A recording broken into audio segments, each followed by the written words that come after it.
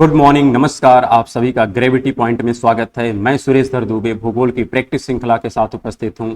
यह प्रैक्टिस श्रृंखला विशेष तौर पर टीजीटी, पीजीटी, यूजीसी एवं असिस्टेंट प्रोफेसर 2023 को ध्यान में रख करके तैयार की गई है। चैनल को सब्सक्राइब, लाइक एवं शेयर करने के लिए आप सभी का धन्यवाद। यदि आपने अभी तक चैनल को सब्सक्राइब नहीं किया तो चैनल को सब्सक्राइब करें, लाइक करें एवं प्रमोट करें, जिससे प्रत्येक वीडियो का नोटिफिकेशन आप लोगों तक सबसे पहले पहुंच सके। प्रत्येक वीडियो का पीडीएफ टेलीग्राम चैनल पर उपलब्ध है, आप उसे वहां से डाउनलोड कर सकते हैं, जिसका लिंक नीचे कमेंट बॉक्स में दिया गया है। आज का जो एपिसोड है यह विशेष तौर पर जलवायु विज्ञान से संबंध रखने वाले प्रश्नों पर आधारित है, जिसके अंतर्गत टेम्परेचर अर्थात तापमान से संबंध रखने वाले प्रश्नों की चर्चा की जाएगी। इसके साथ हम एक सीरीज और चला रहे हैं जिसमें मानचित्र द्वारा विश्व के भूगोल का अध्ययन कर रहे हैं, तो आप एक साथ दो सीरीज का आनंद ले सकते हैं और अपने एग्जाम को और सुदृढ़ बना सकते हैं। एक हमारी प्रैक्टिस सीरीज है और एक हमारा है मानचित्र। हम आशा करते हैं कि आप लोग स्वस्थ हैं, मस्त हैं और अपनी पढ़ाई में संलग्न हैं। और आज का जो सबसे पहला प्रश्न है यहाँ पर लिखा है, जब समताप रेखा अत्यंत अनियमित, टेढ़ी मेढ़ी और दूर दूर स्थित होती है तो यह किस ऋतु की दशा का सूचक होती है। यहाँ पे लिखा है अत्यंत अनियमित। अनियमित का तात्पर्य है कि इसमें किसी खास प्रकार का पैटर्न नहीं मिल रहा है और इसमें बहुत ज्यादा विचलन है, ये टेढ़ी मेढ़ी है। तो इसका तात्पर्य है यह किसको डिफाइन करता है, यह ग्रीष्म ऋतु को डिफाइन करता है, क्योंकि ग्रीष्म ऋतु में ही जो समताप रेखाएं होती हैं यह अनियमित होती हैं और टेढ़ी मेढ़ी प्रकृति होती हैं। और खास करके अगर हम बात करें कि हमारे दो गोलार्ध हैं, एक उत्तरी गोलार्ध है और एक दक्षिणी गोलार्ध, तो ज्यादा ये अनियमितता कहाँ मिलेगी, तो ज्यादा अनियमितता जो देखने को मिलती है यह आपकी उत्तरी गोलार्ध में मिलती है, क्योंकि उत्तरी गोलार्ध में एक प्रकार से स्थल खंड ज्यादा होता है। तो स्थल खंड की अधिकता के परिणाम स्वरूप यहाँ पर अनियमितता ज्यादा होती है और दक्षिणी गोलार्ध में अनियमितता कम होती है। क्यों कम होती है, क्योंकि दक्षिणी गोलार्ध में जल का भाग ज्यादा होता है। तो इस आधार पर भी आप अपने प्रश्नों को देख सकते हैं, लेकिन इस पर्टिकुलर प्रश्न का आंसर हो जाएगा डी। अगला प्रश्न है, दैनिक तथा वार्षिक तापांतर अधिकतम किस प्रदेश में होता है। हमको बताना है दैनिक तथा वार्षिक तापांतर अधिकतम किस वर्ष में होता है। तो जाहिर सी बात है कि जहाँ का टेम्परेचर बहुत ज्यादा होता है वहां पर दिन का टेम्परेचर ज्यादा होगा लेकिन रात का टेम्परेचर घट जाता है। जैसे हमारा गर्म मरुस्थल, तो गर्म मरुस्थल का क्या है कि दिन का टेम्परेचर काफी ज्यादा बढ़ जाता है और रात का टेम्परेचर पुनः काफी कम हो जाता है। साथ में वार्षिक तापांतर की अगर बात करें तो ग्रीष्म ऋतु में इसका टेम्परेचर बहुत ज्यादा होता है और शीत ऋतु में टेम्परेचर काफी कम हो जाता है, अर्थात वहां पर तापमान में अंतर काफी ज्यादा देखने को मिलता है। और इस आधार पर हमारा आंसर हो जाएगा ए। क्या हो जाएगा? ए। अगला प्रश्न लिखा है, विश्व के तापमान में निरंतर वृद्धि का क्या परिणाम होता है।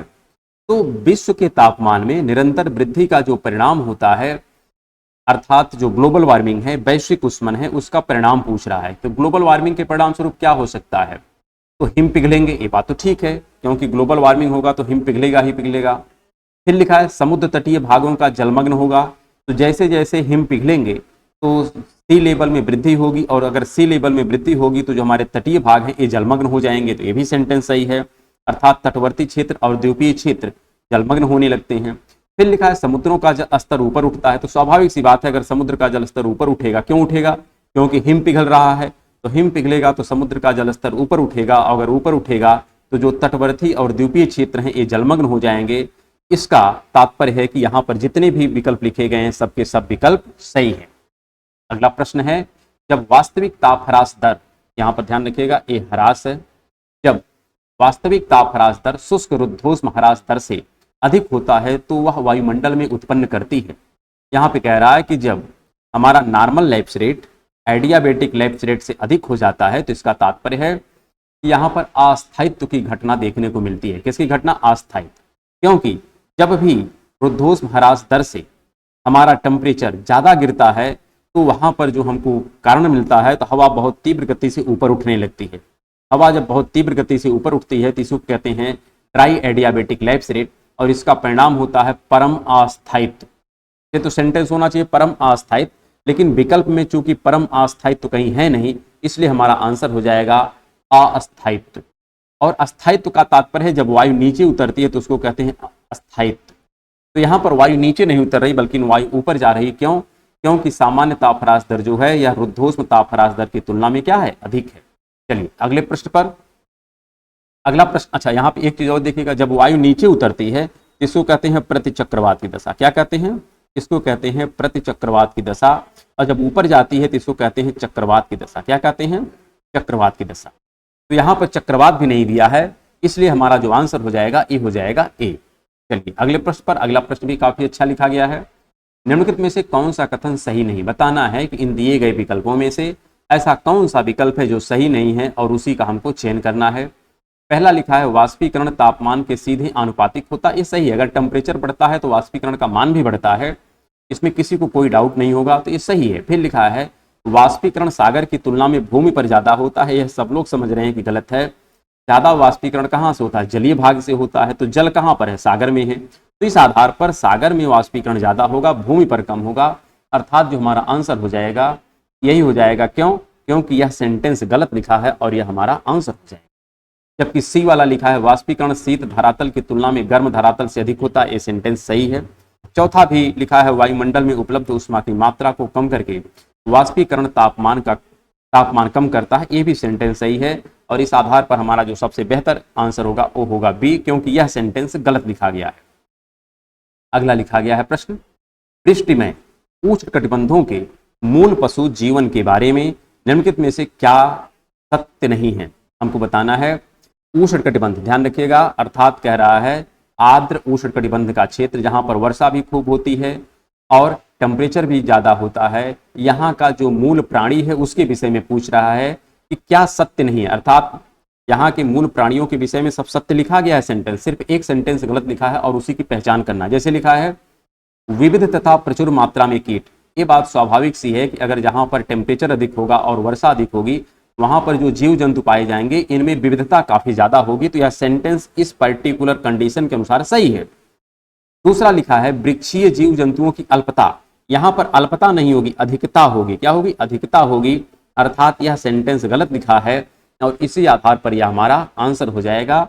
जबकि सी वाला लिखा गया है अल्प चराई वाले और मांसाहारी पशुओं की अल्पता। तो स्वाभाविक सी बात है अल्प चराई वाले और मांसाहारी पशुओं की अल्पता होगी, क्योंकि यह उष्णकटिबंध का क्षेत्र है, तो इसलिए यह सेंटेंस सही है, इसमें कोई डाउट नहीं है। फिर अगला लिखा है प्रचुर जलचर जीवन होता है, क्योंकि यहाँ पर अगर वर्षा अधिक है तो अधिक मात्रा में जो प्राणी पाए जाएंगे ये ज्यादातर जलचर होंगे। कैसे होंगे? जलचर होंगे, अर्थात इसका आंसर हमारा तो है बी, क्योंकि अन्य सभी सही आंसर दिए गए हैं, तो आंसर हो गया बी। अगला प्रश्न है यहाँ पर, निम्नलिखित कथनों की जांच कीजिए और नीचे दिए गए कूटों की सहायता से सही उत्तर का चयन कीजिए। बताइए कौन सा सेंटेंस यहाँ पर सही लिखा गया है? अर्थात यहाँ पर जितने सेंटेंस लिखे गए हैं सबके सब हमारे गलत हैं, सिर्फ एक सेंटेंस सही है। मतलब आप ऐसा तो कह नहीं सकते क्योंकि यह कूटबद्ध है प्रश्न, तो हमको चूंकि कूटबद्ध देखना है तो चलिए पहला पढ़ते हैं। सेंटेंस लिखा है वायुमंडलीय पवन कभी पूर्णतया शुष्क नहीं होती। ये सेंटेंस सही लिखा है, क्योंकि कभी भी हमारा एटमॉस्फेयर पूर्ण रूप से शुष्क हो ही नहीं सकता, उसमें कुछ ना कुछ ह्यूमिडिटी रहती ही रहती है। लेकिन मैक्सिमम ह्यूमिडिटी कितनी रहती है? इस सेकंड सेंटेंस में लिखा है जल कण वायुमंडलीय परिणाम का 4% तक अधिग्रहण कर सकते हैं, अर्थात ये मैक्सिमम ह्यूमिडिटी को धारण करने की क्षमता होती है वायुमंडल की। तो ये भी सेंटेंस सही लिखा है। लेकिन अगला लिखा है वायुमंडल में जल के कण हमेशा अदृश्य रहते हैं, तो ये सेंटेंस गलत है। हमेशा अदृश्य कैसे रह सकते हैं? अगर अदृश्य रहेगा तो हमको कोहरा और जो ओला वाली कंडीशन होती है तो ये कहाँ हो? ये तो देखने को मिलती है। तो इसका तात्पर्य है कि हमारा थर्ड वाला स्टेटमेंट गलत है, बाकी दो सही हैं। तो इस आधार पर हमारा आंसर हो जाएगा पहला और दूसरा, ए आंसर सही हो गया। अगला सेंटेंस लिखा गया है यहाँ पर, कथन और कारण पर आधारित प्रश्न है। कथन लिखा गया है उष्णकटिबंधीय जलवायु विशेष भौगोलिक अंश होते हैं, क्योंकि जो उष्णकटिबंध का क्षेत्र होता है यह विशेष भौगोलिक क्षेत्र ही होता है, इसमें आपको कोई डाउट नहीं होना चाहिए। तो यह सेंटेंस सही लिखा गया है। और दूसरा भी सेंटेंस सही लिखा गया है कि विश्व की जनसंख्या का लगभग 75% जो पॉपुलेशन है वह 30 डिग्री नॉर्थ से लेकर के 30 डिग्री साउथ के बीच में निवास करती है, क्योंकि यहाँ का जो क्लाइमेटिक कंडीशन है वह रहने योग्य है और यहाँ पर स्थलीय भागों की भी प्रचुरता है। तो इस आधार पर दोनों स्टेटमेंट सही हैं। और यहाँ पर अगर हम कारण की पुष्टि की बात करें तो कारण जो है कथन की पुष्टि भी कर रहा है, अर्थात हमारा आंसर जो हो जाएगा ए हो जाएगा। क्या हो जाएगा? ए हो जाएगा। अगला सेंटेंस लिखा गया है, निम्नलिखित में से कौन वायुमंडलीय ऊर्जा का स्रोत है? बताना है कि वायुमंडलीय जो ऊर्जा है इसका सोर्स कौन सा है। तो वायुमंडलीय ऊर्जा का देखो, वायुमंडलीय ऊर्जा का जो सोर्स है वैसे तो प्रमुख रूप से है पार्थिव विकिरण। क्या है? पार्थिव विकिरण। लेकिन चूंकि यहाँ पर पार्थिव विकिरण हमको मिल नहीं रहा है, इसलिए हमारा जो सेकंड स्टेटमेंट हो जाएगा कि जब वाष्पीकरण की प्रक्रिया होती है और यह वाष्प ऊपरी वायुमंडल में, जैसे मान लेते हैं ये हमारा कोई जलीय भाग है, यहाँ से वाष्पीकरण हो रहा है लगातार, तो जब वाष्प ऊपर जाती है तो अपने अंदर जो एनर्जी ट्रैप करके रखी है गुप्त उष्मा को, यही गुप्त उष्मा ऊपरी एटमॉस्फेयर में निकालती है। जब इसका संघनन होता है तो संघनन के परिणाम स्वरूप गुप्त उष्मा निकाली जाती है और इसी गुप्त उष्मा से हम कह सकते हैं हमारा जो वायुमंडल है यह ऊर्जा को प्राप्त करता है सेकंड नंबर पर। पहले नंबर पर सबसे ज्यादा ऊर्जा किसे प्राप्त करता है? तो पार्थिव विकिरण से। लेकिन सेकंड नंबर पर एनर्जी हमारा वायुमंडल किसे प्राप्त करता है? तो गुप्त उष्मा से प्राप्त करता है, अर्थात हमारा आंसर हो जाएगा सी। अगला लिखा गया प्रश्न यहाँ पर, किस जलवायु में सपाटीकरण, सपाटीकरण मतलब समतलीकरण, उच्चावच को समतल में समानयन करने की प्रक्रिया है। अर्थात यहाँ पर जो प्रक्रियाएं दी गई हैं इसमें से कौन सी ऐसी प्रक्रिया है जिसके परिणाम स्वरूप कोई भी ऊंचाई वाला भूखंड कालांतर में वहां पर अपर्दन अनाच्छादन की प्रक्रिया से वह एक समप्राय मैदान अर्थात समतल हो जाता है, इसके विषय में बताना है। तो यहाँ पर शीत जलवायु के कारण होता है, क्योंकि शीत जलवायु का ही संबंध कहीं न कहीं हिमानी प्रक्रम से होता है या परिहिमानी प्रक्रम से होता है। तो इसलिए हम कह सकते हैं हमारा आंसर जो हो जाएगा ए हो जाएगा। क्या हो जाएगा? ए हो जाएगा। अगले प्रश्न पर चलते हैं। अगला प्रश्न यहाँ पर कथन और कारण पर आधारित है और बताना है कौन सा आंसर सही होगा। कथन लिखा है ITCZ, जो ITCZ है का स्थानांतरण भूमि की अपेक्षा समुद्र पर अधिक होता है। यह सेंटेंस गलत है, क्योंकि ज्यादा स्थानांतरण इसका स्थलीय भाग पर होता है। क्यों? क्योंकि स्थलीय भाग पर टेम्परेचर में वृद्धि जल की तुलना में अधिक हो जाता है, इसलिए ITCZ जो है जल की तुलना में स्थल पर इसका स्थानांतरण अधिक होता है। इस आधार पर हमारा कथन जो है ये गलत हो गया।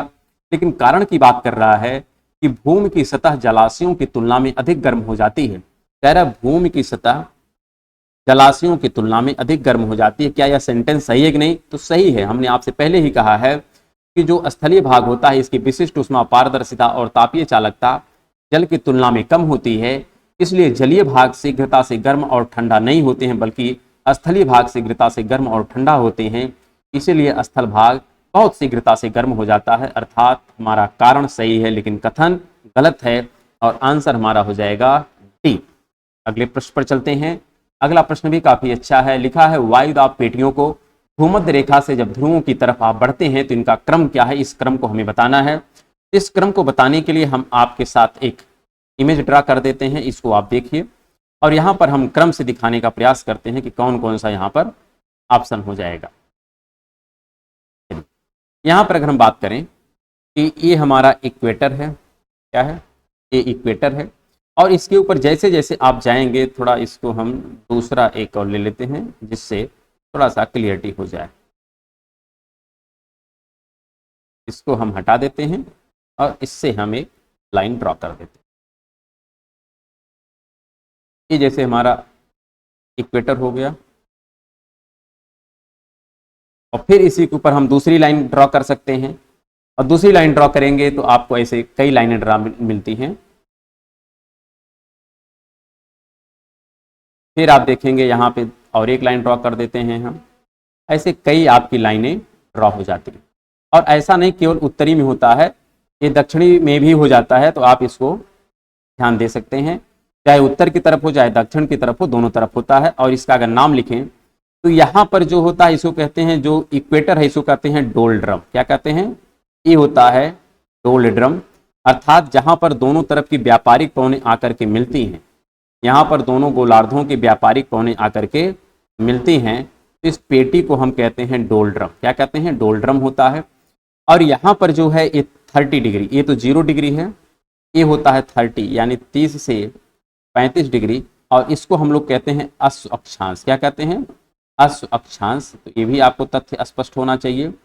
और फिर इसके ऊपर जाते हैं तो यहाँ पर चलती है पछुआ पवन। क्या चलती है? ये है पछुआ पवन, तो ये हो जाती है पछुआ पवन। और फिर आप इसके ऊपर जब जाते हैं तो यहाँ पर आपको मिलता है ध्रुवीय पूर्वी पवन। क्या मिलती है? ये मिलती है ध्रुवीय पूर्वी पवन। तो आप इस आधार पर अगर अपने आंसर का चयन करें तो आपका आंसर देखिए क्या मिलता है, क्योंकि विकल्प के आधार पर हमको देखना है। और जो हमारा विकल्प लिखा गया यहाँ पर भूमध्य रेखीय न्यून, तो भूमध्य रेखा पर न्यून प्रेशर होता है, इसमें कोई डाउट नहीं है। फिर लिखा है उपोष्ण उच्च, तो उपोष्ण का जो क्षेत्र होता है यहाँ पर देखिएगा ए होता है लो प्रेशर का बेल्ट होता है। क्यों होता है? क्योंकि यहाँ की वायु गर्म होती है, हल्की होती है और आरोहण हो जाता है। लेकिन 30 से 35 डिग्री पर जो होता है यहाँ पर वायु का अवरोहण होता है, वायु नीचे उतरती है, इसलिए यहाँ पर हाई प्रेशर बनता है। यहाँ पर पुनः वाताग्र के परिणाम स्वरूप यहाँ की वायु ऊपर की तरफ जाती है, यहाँ पर पुनः लो प्रेशर बनता है और यहाँ पर हाई प्रेशर बनता है। ये भी आपको तथ्य ध्यान रखना है। और इसी के आधार पर हमें ये प्रश्न दिया गया है कि भूमध्य रेखीय न्यून, फिर उपोष्ण पर उच्च, ध्रुवीय उच्च। ध्रुव पर उच्च तो बनता है लेकिन ध्रुव से पहले उपध्रुव आता है, तो इसलिए ये गलत हो गया। फिर लिखा है भूमध्य रेखीय फिर उपध्रुवीय, उपध्रुव पहले नहीं आएगा, पहले उपोष्ण आता है, अर्थात ये भी सेंटेंस गलत है। फिर लिखा है भूमध्य रेखीय न्यून, फिर उपोष्ण उच्च, फिर उपध्रुवीय न्यून, फिर ध्रुवीय उच्च, तो ये सेंटेंस सही लिखा गया है, अर्थात हमारा आंसर जो हो जाएगा सी हो जाएगा। लेकिन इसको समझने के लिए आप इस मैप को थोड़ा ध्यान से समझिएगा कि यहाँ पर क्या तथ्य लिखे गए हैं। चलिए अगले प्रश्न पर, अगला प्रश्न लिखा गया है कि 20 डिग्री सेंटीग्रेड पर उस वायु राशि की लगभग आपेक्षिक आर्द्रता क्या होगी जिसकी निरपेक्ष आर्द्रता 10 ग्राम प्रति घन मीटर है, जबकि 20 डिग्री सेंटीग्रेड पर 1 घन मीटर वायु अधिकतम जो जलवाष्प को धारण करती है वो है 17.3 ग्राम। तो इसका हमको बताना है सापेक्षिक आर्द्रता। तो सापेक्षिक आर्द्रता हम कैसे निकालते हैं? विद्यमान जलवाष्प और धारण करने की क्षमता। तो विद्यमान हमारा है 10 और धारण करने की क्षमता है 17.3 और गुणे कर देते हैं 100, और जब कैलकुलेशन करते हैं तो हमारा आंसर जो आता है लगभग 58% आता है। कितना आता है? 58% आता है, अर्थात हमारा आंसर हो जाएगा डी, और यही कहलाता है रिलेटिव ह्यूमिडिटी अर्थात सापेक्षिक आर्द्रता। अगले प्रश्न पर चलते हैं। अगला प्रश्न यहाँ पर है, निम्नलिखित कथनों पर विचार करते हुए दिए गए कूटों के आधार पर अपने अति उपयुक्त विकल्प का चयन कीजिए। और यहाँ पर कथन लिखा गया है भूमध्य सागरीय प्रदेश में ग्रीष्म ऋतु में वर्षा नहीं होती। यह सेंटेंस सही लिखा है, क्योंकि भूमध्य सागरीय जलवायु प्रदेश में वर्षा जो होती है शीत ऋतु में होती है, तो यह सेंटेंस सही लिखा है। लेकिन दूसरा लिखा है ग्रीष्म ऋतु में व्यापारिक पवन इस प्रदेश के ऊपर से नहीं बहती है, ये गलत है।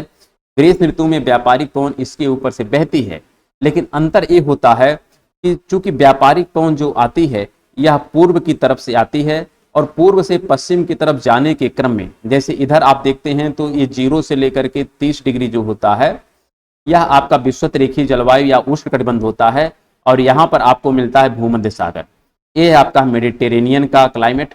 और जब इधर से आती है व्यापारिक पवन, तो व्यापारिक पवन इस तट तक जाते जाते शुष्क हो जाती है, इसलिए यहाँ पर ग्रीष्म ऋतु में वर्षा नहीं होती है। लेकिन ग्रीष्म ऋतु में यहाँ पर व्यापारिक पवन का प्रभाव रहता है, अर्थात यह स्टेटमेंट गलत है। और इस आधार पर हमारा आंसर जो हो जाएगा ये हो जाएगा सी। क्या हो जाएगा? सी, अर्थात हम कह सकते हैं ये कथन सही है और कारण हमारा गलत है। चलिए अगले प्रश्न पर, अगला प्रश्न भी काफी बेहतर लिखा गया है। कितना द्रव वर्षण हिमांक तापमान के निकट 10 इंच गहरे हिमपात के समतुल्य होता है? तो ये भी सेंटेंस आपका परंपरागत तरीके से है और कई बार कई एग्जामों में पूछा गया है। कभी काले साइंस के अंतर्गत पूछ लिया जाता है, कभी काल भूगोल के अंतर्गत पूछ लिया जाता है। तो इसको आपको ध्यान रखना है कि 1 इंच के बराबर होता है। कितना होता है? 1 इंच के बराबर होता है। चलिए अगला प्रश्न यहाँ पर लिखा गया है। यहाँ पर 4 स्टेटमेंट लिखे गए हैं और बताना है कि इन चारों स्टेटमेंटों में किसके विषय में बताना है कि शहरी क्षेत्रों में रात में होने वाली न्यून स्तर पर तापमान विलोमीकरण के क्या प्रभाव होते हैं। अर्थात जब तापीय विलोमता होती है शहरी क्षेत्रों में तो उसके क्या परिणाम यहाँ पर देखने को मिलेगा, उसी के संबंध में 4 स्टेटमेंट लिखा है। पहला लिखा है कि प्रदूषकों के जमाव से भारी धुंध हो जाती है। यह स्टेटमेंट सही है, क्योंकि तापीय विलोमता का ये भी एक परिणाम है और इसी के कारण हम लोग अब वर्तमान में कहीं न कहीं एशियन ब्राउन क्लाउड की घटना देखने को मिलते हैं। जो एशियन ब्राउन क्लाउड की घटना है यह इसी का परिणाम है, क्योंकि शीत ऋतु में जब टेम्परेचर में गिरावट आती है तो सतह का टेम्परेचर कम हो जाता है और ऊपर एटमॉस्फेयर का टेम्परेचर अभी अधिक रहता है और तापीय विलोमता की स्थिति देखने को मिलती है और शहरी क्षेत्रों में धुंध की स्थिति हमको देखने को मिलती है। तो यह स्टेटमेंट सही है। दूसरा लिखा है मौसम सुहावना हो जाता है, ये गलत है। कुहरे में मौसम सुहावना नहीं होता है, बल्कि यहाँ थोड़ा सफोकेशन टाइप का होता है। फिर लिखा है अब सामान्य रूप से पवन चलती है, तो पवन अब सामान्य रूप से चलती ही नहीं है।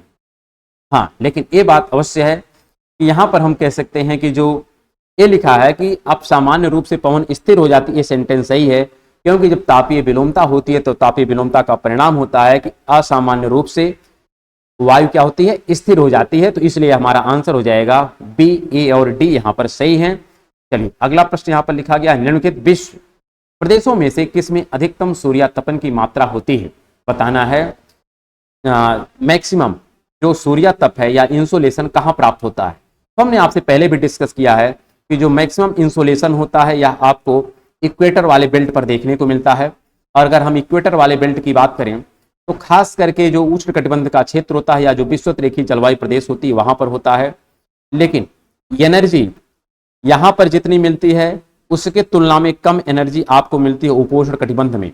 30 डिग्री पर एनर्जी तुलनात्मक तौर पर कम है और यहां पर एनर्जी तुलनात्मक रूप से ज्यादा मिलती है। लेकिन अगर हम बात करें टेम्परेचर की कि टेम्परेचर कहां पर ज्यादा होगा, तो हमको सीधा सीधा जो आंसर बताना थोड़ा सोच समझ के बताना होगा। क्यों? क्योंकि यहां पर आप ध्यान रखिएगा, यहां पर जो 0 डिग्री है यहां पर टेम्परेचर अधिक है, नो डाउट, लेकिन यहां पर बादल अधिक है। क्या है? बादल अधिक हैं और वाष्पीकरण भी अधिक होता है, वर्षा भी अधिक होती है। तो इसलिए यहां का टेम्परेचर उतना नहीं बढ़ पाता है जितना टेम्परेचर 30 डिग्री का बढ़ता है। तो 30 डिग्री पर टेम्परेचर ज्यादा मिलता है तुलनात्मक तौर पर, लेकिन 0 डिग्री पर टेम्परेचर तुलनात्मक तौर पर कम होता है। और इस आधार पर हमारा जो आंसर हो जाएगा, जो लिखा है निम्नलिखित विश्व प्रदेशों में किसमें अधिकतम सूर्यातपन की मात्रा प्राप्त होती है, तो वह हो जाता है उपोष्ण कटिबंध में। कहां पर होता है? उपोष्ण कटिबंध में, अर्थात हमारा आंसर हो जाएगा सी।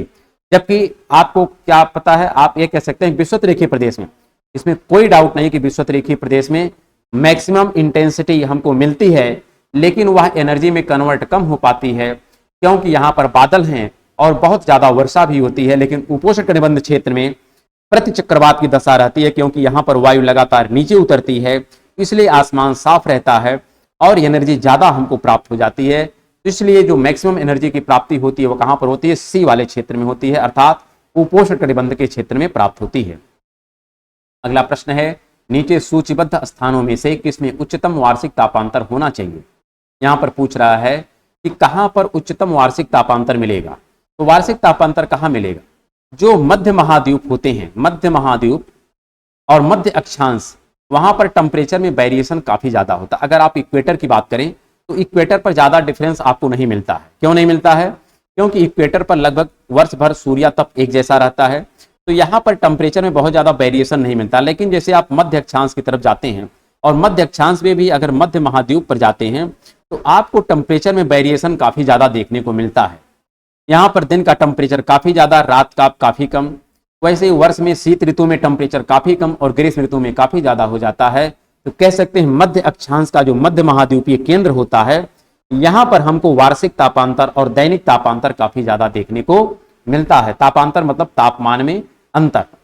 चलिए अगला प्रश्न लिखा गया है, यहां पर कथन और कारण पर आधारित है और बताना है कि कौन सा आंसर सही होगा। कथन लिखा गया है कि जब शुष्क और आर्द्र रुद्धोष्म ह्रास दर पर्यावरणीय ह्रास दर से कम हो जाए, ध्यान रखिए क्या कह रहा है, शुष्क और आर्द्र रुद्धोष्म ह्रास दर पर्यावरणीय ह्रास दर से कम हो जाए तब क्या होता है, स्थिर वायुमंडलीय स्थिति उत्पन्न हो जाती है। ये स्थिति सही है, क्योंकि जब पर्यावरणीय का तात्पर्य होता है नॉर्मल लाइफ रेट, अर्थात जब रुद्धोष्म ह्रास दर हमारे नॉर्मल लाइफ रेट, पर्यावरणीय ह्रास दर का तात्पर्य क्या होता है, इसी को कहते हैं नॉर्मल लाइफ रेट। तो जब नॉर्मल लाइफ रेट की तुलना में हमारा ड्राई एडियाबेटिक लाइफ रेट कम हो जाता है तो इसका परिणाम हो जाता है वायुमंडल हमारा स्थिर हो जाता है। क्या हो जाता है? वायुमंडल स्थिर हो जाता है। तो यह स्टेटमेंट सही है। लेकिन हम दूसरे स्टेटमेंट पर चलते हैं। दूसरा स्टेटमेंट लिख रहा है, मतलब कारण लिख रहा है कि जब वायु समूह सभी स्तरों पर आरोपित होती है, आरोपित मतलब ऊपर चढ़ती है, तब आसपास की पर्यावरण से अधिक गर्म होती है, क्योंकि गर्म वायु का ही आरोहण होता है, ठंडी वायु का आरोहण नहीं होता है। तो यह गर्म वायु जब ऊपर उठती है तो आसपास के क्षेत्रों की तुलना में गर्म ही नजर आएगी। तो इस आधार पर यह भी स्टेटमेंट सही है, कथन भी सही है, कारण भी सही है। लेकिन यहां पर कहीं से भी आप ये नहीं कह सकते हैं कि जो हमारा कारण है यह कथन की पुष्टि कर रहा है, अर्थात आंसर हमारा हो जाएगा बी। क्या हो जाएगा? बी। अगला प्रश्न है, कथन और कारण पर आधारित है। कथन लिखा गया है, स्थिर वायु ऊर्ध्वाधर संचलन को रोकती है। जो स्थिर वायु होती है, स्थिर मतलब जो शांत वायु होती है, यह ऊर्ध्वाधर संचलन को रोकती है और स्थिर अस्थिर वायु अपने स्वयं के उत्प्लावन के कारण अपने आप ही ऊपर चढ़ने लगती है। तो क्या लगता है यह सेंटेंस सही लिखा है या कि नहीं, इसके विषय में हमको बताना है। तो देखिए यहां पर हमको क्लियर होना चाहिए, लिख रहा है कि स्थिर वायु ऊर्ध्वाधर संचालन गति को रोकती है और अस्थिर वायु अपने स्वयं के उत्प्लावन के कारण अपने ही ऊपर चढ़ती है, तो यह स्टेटमेंट कहीं ना कहीं अगर देखा जाए तो सही है। क्या है? सही है। फिर लिखा है दूसरा स्टेटमेंट यहां पर कि जब स्थिर वायु पर ऊपर उठने के लिए जोर पड़ता है तो जो बादल बनते हैं वे व्यापक होते हैं और उनकी ऊर्ध्वाधर मोटाई भी कम होती है। यह भी सेंटेंस सही है और इस आधार पर दोनों स्टेटमेंट सही हैं, तो कह सकते हैं ए और आर दोनों सही हैं। अगला प्रश्न यहां पर लिखा गया है, मिलान करना है और बताना है कि कौन सा स्टेटमेंट सही है। पहला लिखा गया है कि चिनूक कहां चलती है? तो आप सबको पता होगा कि जो उत्तरी अमेरिका है, रॉकीज पर्वत है, तो प्रशांत महासागर की तरफ से वायु आती है और कहीं न कहीं रॉकीज पर्वत के पूर्वी ढाल के सहारे उतरती है और नीचे उतर करके टेम्परेचर को गर्म करती है, तो यह हिमभक्षी पवन कहलाती है। चिनूक क्या कहलाती है? हिमभक्षी पवन कहलाती है, अर्थात इसका संबंध बी से है। फिर लिखा है सिराकू। तो सिराकू जो है ये कहां पर चलती है? सिराकू जो है यह उत्तरी सहारा के क्षेत्र से चलती है, भूमध्य सागर के ऊपर से गुजरती है और इटली की तरफ जाती है। तो इस आधार पर हम कह सकते हैं यह जब इटली की तरफ जाती है तो भूमध्य सागर से आर्द्रता धारण करती है और सहारा से आ रही है तो सहारा से कहीं न कहीं लाल रंग के बालू को अपने अंदर धारण करती है और इटली में जाकर के रक्त वर्षा करती है, अर्थात लाल रंग की वर्षा करती है, क्योंकि लाल बालू वर्षा के साथ जमीन पर गिरते हैं। इसी प्रकार जो बोरा है, बोरा के विषय में पूछ रहा है कि बोरा कहां चलती है? तो बोरा जो है यह ध्यान रखिएगा एड्रियाटिक के पास चलती है। कहां चलती है? यह एड्रियाटिक के पास चलती है। जो एड्रियाटिक सी है इटली के बगल में, उसी एड्रियाटिक के बगल में चलती है बोरा।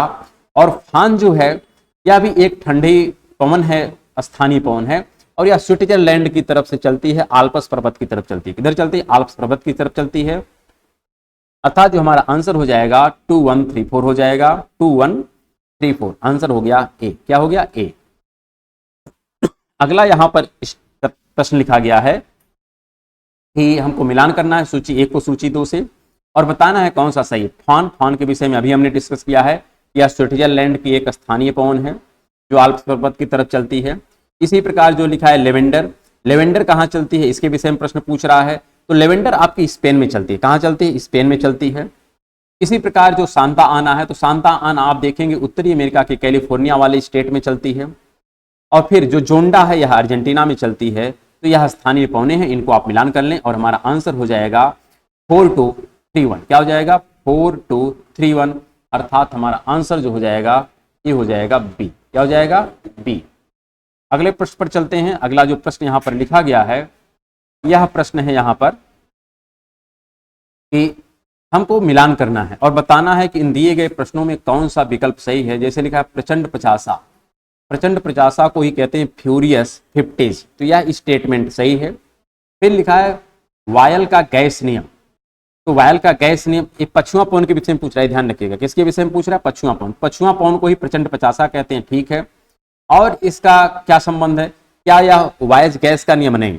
क्या यह वाकर परिसंचरण? क्या नहीं? वाकर परिसंचरण का तो संबंध प्रशांत महासागर के दक्षिणी भाग से है, जिसके परिणाम स्वरूप यल निनो और ला निना की घटना मिलती है। लेकिन जो राजवी तरंग होती है, जो जेट स्ट्रीम रूपी एक राजवी तरंग है, यह भी क्षोभ सीमा के सहारे चलती है और पश्चिम से पूर्व की तरफ चलती है। तो यह भी एक प्रकार से पश्चिमी पवन है और इस आधार पर आंसर हमारा हो जाएगा ए और डी, अर्थात डी आंसर सही हो जाएगा। क्या हो जाएगा? डी आंसर सही हो जाएगा। अगले पर चलते हैं। अगला जो प्रश्न यहां पर लिखा गया है, निम्नलिखित को भूमध्य रेखा से उनके स्थानिक क्रम में व्यवस्थित करिए। स्थानिक क्रम में व्यवस्थित करना है, अर्थात विषुवत रेखा से पोल की तरफ जाना है। तो विषुवत रेखा पर अभी हमने एक मानचित्र में पीछे डिस्कस किया था कि डोल्ड्रम इक्वेटर पर बनता है।